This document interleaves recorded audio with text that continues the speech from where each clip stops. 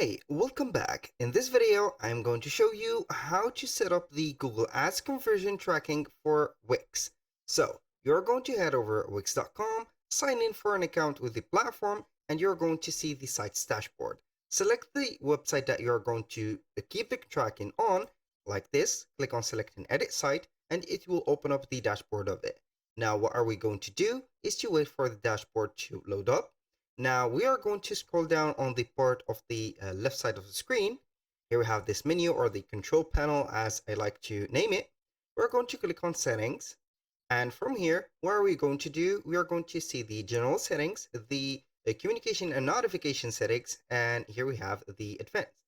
Now here our goal is to achieve the clicking of marketing integration menu. Click on it. And here you're going to see all the type of integration that Wix have. And this integration is going to be pure marketing for the Google Analytics, Metapixel, and Cappy, Google Tag Manager, and etc. So our goal for today is to connect the Google Ads conversion.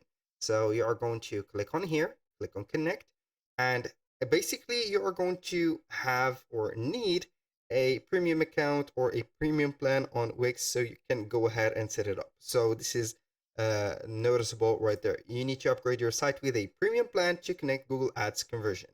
So here in my case, I have the free plan, so I can not go ahead and set it up until I upgrade.